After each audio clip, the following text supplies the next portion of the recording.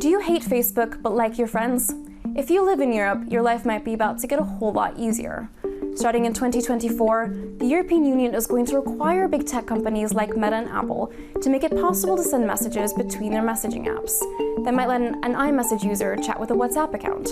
The technical name for this is interoperability, and it's part of the EU's Digital Markets Act, legislation intended at loosening big tech's grip on the digital market. The EU's thinking is that messaging locks users into the tech giants' platforms because leaving WhatsApp or Facebook Messenger means losing the ability to communicate with all your friends.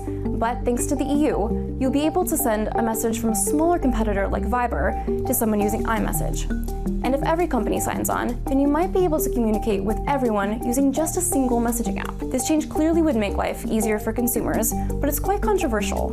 Some technologists think it could break end-to-end encryption or stifle the innovation that makes messaging platforms fun. And if smaller companies like Signal or even the big tech companies decide they don't want to use these new technical standards to connect their massive messaging platforms, some argue the law is completely useless. It will take several years before the EU's rules go into effect, but if this new interoperability requirement works, it could have a huge impact on big tech's behavior and the way you communicate.